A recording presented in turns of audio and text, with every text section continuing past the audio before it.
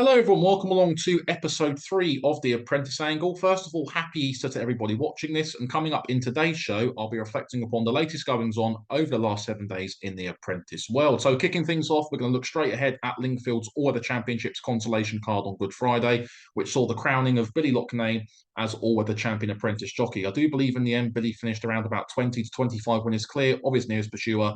And it just goes to highlight the meteoric rise over the last 4 to 5 months of Billy Loughnane. And Billy himself has seen a very good effect aboard Final Voyage in the Vase for Johnny Murtagh, swooping late to get up on top of the line.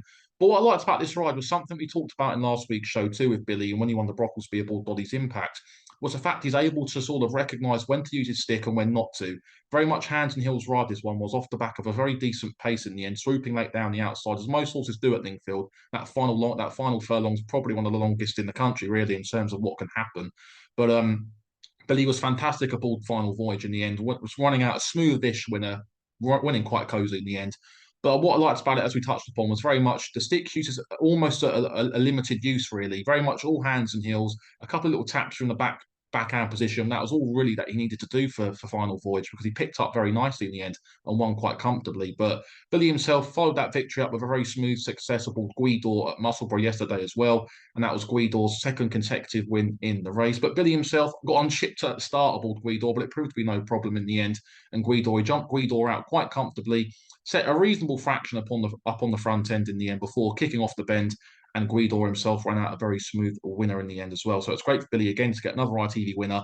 And at the moment, I'd say Billy's racing's golden boy. He's doing everything right. He's got the backing of so many people, not just trainers, not just jockeys either, but he's got the backing of so many people in the outside racing world as well. And as we mentioned at the start of the show and also in the episodes 1 and 2, to make that breakthrough into the mainstream media was nothing short of remarkable, because at the moment racing doesn't tend to get a lot of good positive press in the outside world. But the story of Billy's been a fantastic shining light in recent months, and it's only going to get better, in my opinion, over the next coming months. I think over the next coming months too, Billy will feature a lot more prominently at centre stage in my show and also in the wider racing world. I think he's going to get a lot more traction, a lot more coverage, and especially if he goes on to win the title in October on Champions Day, I think that's going to be a massive thing for racing to really get behind and promote Billy.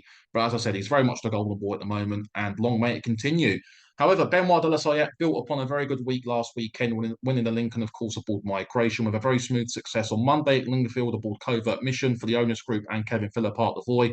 Covert Mission himself has been progressing up the handicap ranks quite nicely over the winter and ran out a very smooth winner on Monday. And of course, on Friday, Benoit kicked off the All-Weather Championships consolation card at Lingfield with a very narrow win in the Apprentice handicap called Mr. Inspiration for John and Thady Gosling and Godolphin, narrowly denying the late challenge from Sausalito and Alec Wojkanski.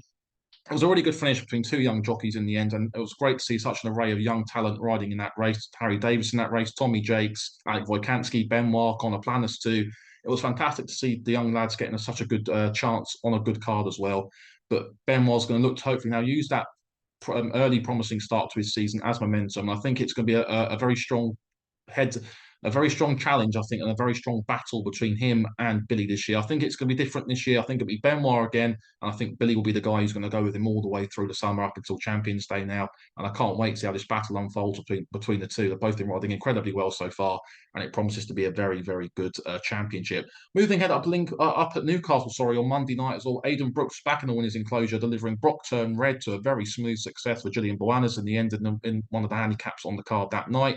And it's good to see Aiden, who we touched upon in episode 1 as a jockey to follow, getting back off the mark for the season. He's a very good young tidy rider at the moment, based with Mickey Hammond and making the most of his opportunities, based with Gillian Boanas as well. So we wish Aiden all the best as well. And also later on that card, we had a very good battle between two young jockeys, Harry Russell and Alex Jary. Harry Russell came out on top aboard Eagle Prince for Anthony Britton. Harry himself is based with Anthony Britton at the moment as well, and Anthony's been very good to Harry in terms of giving him plenty of chances, plenty of opportunities too.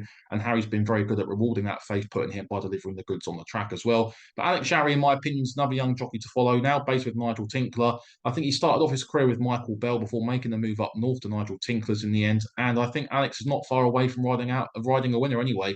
Very strong, very productive jockey as well. Good in the finish. I don't think that first winner of the season is too far away at all. And again, similar to Harry, it's great to see Nigel Tinkler putting faith in Alex and giving him plenty of opportunities. Now, moving into Tuesday, we had a very good ride in the opening race on Southwell's card, the Apprentice Jockey's Handicap. It went away with Ward Castle for Marco Botti and Morgan Cole. this was a very nice ride because they went quite a decent clip at the start of this race, and Morgan Cole or Boardwalk Castle turning into the straight.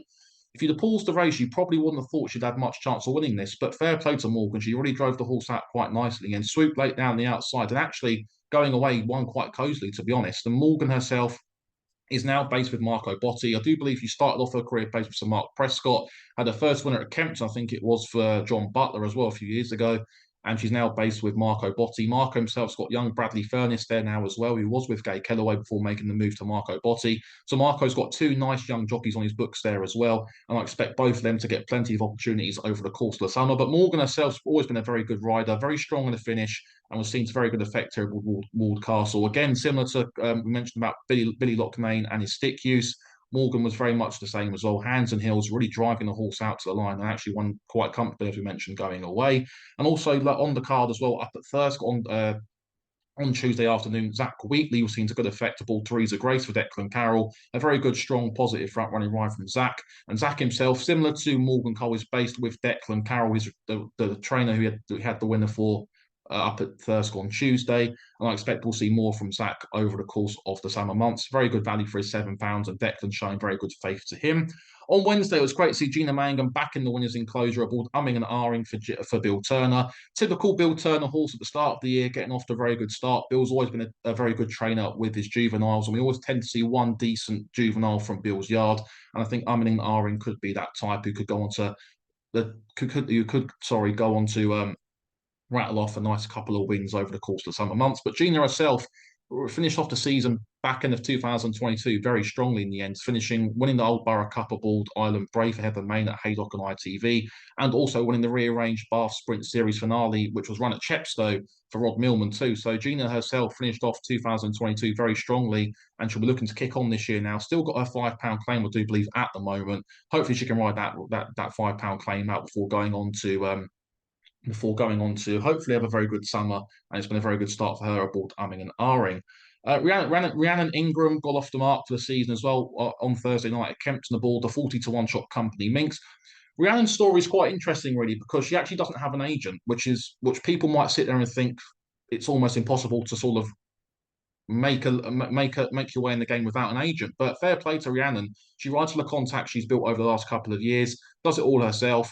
And to be fair, she's a very good young jockey, very strong in the finish, very productive in the saddle too. And Company Minx really did benefit from the first-time visor here. The stewards asked John Jenkins for an explanation into the dramatic change of form, really.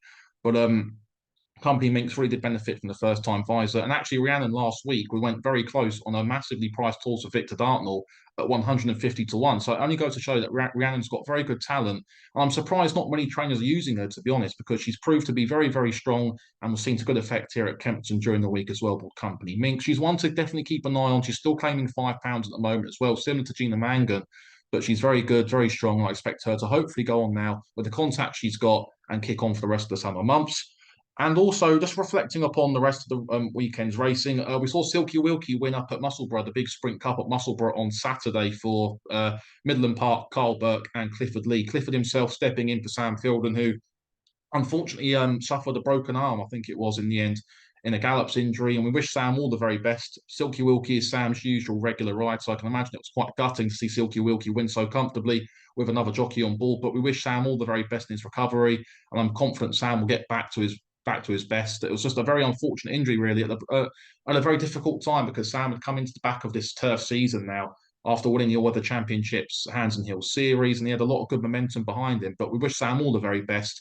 I'm very confident once Sam comes back, he'll get to that 20-winner mark and kick on for the rest of the season. A very good young rider who will definitely be getting back to winning ways once he's fully back and race fit as well. And just finally, to wrap things up for episode 3 here, Mark Wynn was back in the winner's enclosure as well aboard another Angel to win well at Wolves on Saturday night at 14-1 for Anthony Britton. And Mark himself will be looking to try and at least make hay in terms of being the top apprentice in the North this season. I think it's going to be quite hard for some of the younger jockeys up north to try and impact what's going to happen down south. For whatever reason, it tends to be the norm, which I can't quite understand really. But Mark will be definitely there or thereabouts. So this season, David O'Mara, once he starts getting going with summer horses, will be giving Mark plenty of chances too, as we touched upon in episode 1. But I expect Mark to have a very good 2023 and was seen to very good effect here on Saturday as well aboard another Angel. So that was episode 3 of the Apprentice Angle, guys. If you did enjoy it, please leave a like on the YouTube video. That'd be very much appreciated. Subscribe to the channel as well if you're new. And we'll be back next week with episode 4, reflecting upon all the latest goings on in the Apprentice world. So take care, guys, and I'll see you all next week.